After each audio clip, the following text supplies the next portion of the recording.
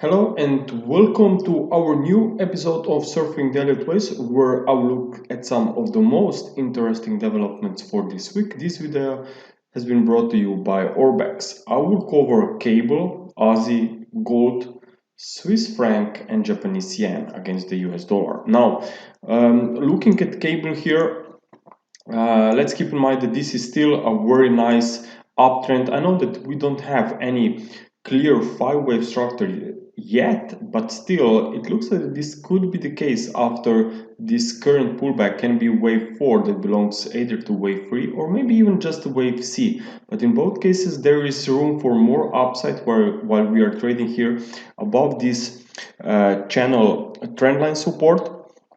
And of course, above a very important 3473 invalidation level, because that's the area where wave 4 should not fall into, because otherwise the wave count will be invalidated, because waves 4 and 2 should not overlap. So for now, I think that this could be a pullback. As I said, wave 4. Now wave 4 is a corrective pullback. It should be made by minimum 3 waves.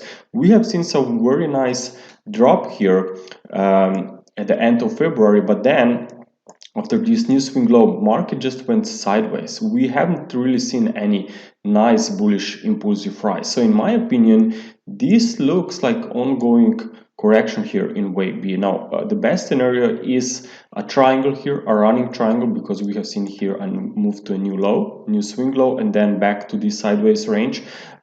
So a triangle, as you know, can occur in wave B position, and normally it suggests that the final leg with this current trend, which is currently down, should cause this final push here to complete this wave 4, right? So what I'm looking at is that wave B will cause this new sell-off. We have seen recently this first support has been retested, but because of this current price action, I believe that this support can be broken and even can take us back to this 38.2%. Also, there was very close to this level was this former wave 4. So it looks like that this could be a very nice area for potential bounce. But as I said, for now, it looks like that weakness will remain in the cards. Now in the short term, maybe we'll see some rallies here to complete this wave B, maybe around 1.39, maybe even at this upper side of this range before we may see finally this wave C weakness. Now looking at Aussie dollar.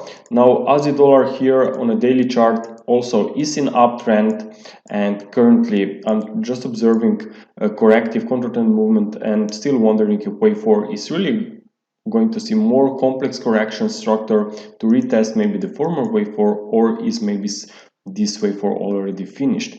However, I think that the most important will be to wait on this broken wave B swing high. So if we see a daily close above 78.36, then I think that more upside could be in the cards.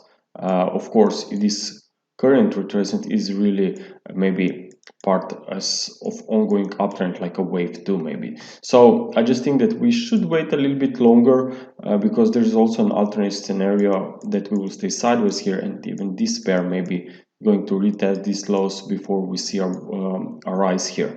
So I think it's a quite tricky situation here, but I think that when this risk on sentiment is ready to resume, I mean, we are seeing stocks in very strong uptrend, and I think that there is going to be more upside soon. So sooner or later this Aussie, I believe, will also join this trend. But at the moment, the issue is obviously higher US yields. Tomorrow we have the FOMC, so maybe if they will try to bring something new here on the table, then I think that this will also change the flows here on the FX markets, which could now stay sideways until tomorrow. Also, let's take a look on gold. Now gold is also quite positive, at least for now, for Aussie. Recently they lost correlations, but what I loved about the Aussie is that recently we came down towards this trendline support here, and so far we are trying to reverse away from it. In fact, on the smaller time frame charts, now here's the 4-hour chart, it looks like there was a break out of this ending diagonal, so maybe we are going to see more upside towards 1760, maybe to retest this falling trend line, and that's where we will see a lot of we will get a lot of answers actually, if this is only a temporary rise or it's going to be a start of a new bull trend. Okay, so for a bullish case, I definitely have to see a very strong decisive break above this resistance here.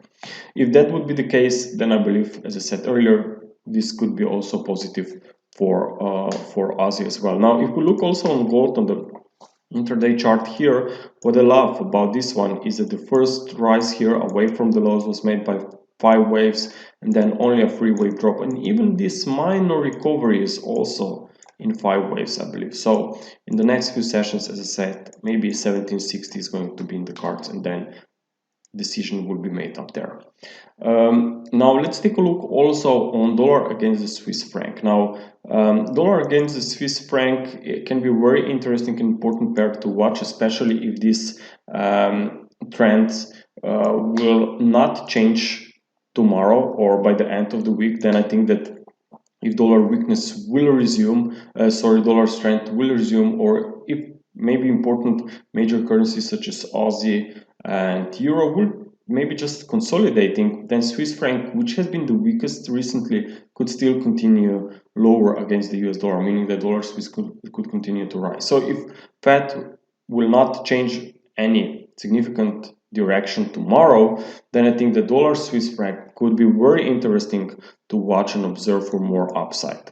Why? Because we have some very nice strong recovery here, and looks like this current setback is in 3 waves here. So it can be a completed wave 4 or maybe part of ongoing wave 4. The first support, however, was already been tested here at 9250 area, around there. The second one, maybe even more important, is at 9190 figure. So if we see a retest of these levels, then I still think that there can be more upside coming. Of course, we should watch and observe the dollar reaction on different markets as well, not only here, as I said, tomorrow after the FOMC. Also, when the US yields are rising, or I should say maybe treasuries are moving down, in fact I have this chart for you here, just a second. Okay, that's the one. So that's the main reason for the current dollar trend, right? What we are seeing here is a very nice bearish impulse, and looks like that there is in fact even room for more weakness. We are currently now in a wave 5, maybe some recovery here in a wave 4 in the next few days, weeks, and then even more weakness. So this trend actually suggests that dollar yen yes could stay in uptrend. And as I said, if there will be no significant changes in the trend after tomorrow's FOMC, then I think that dollar could actually see more upside because of the higher US yields, right? So in such case, watch dollar yen as well. I think that this dollar yen has a very nice recovery here. We have seen a break out of this base channel. It caused a very nice and extended move, so I believe that's a wave 3. Now the question is when and from where this next pullback will occur. We have already seen a small one, but I hope to see another retest of this same level, maybe even of this base channel, which could be a very and perfect support for an upcoming correction in this wave 4. So I think this next pullback could be very interesting for more upside on dollar yen, because I think that this market could be headed even back to this 2020 highs here from I believe this was from March. Okay traders, thank you very much for your attention. I hope that you enjoyed this video, and we'll again talk to you next week. Bye.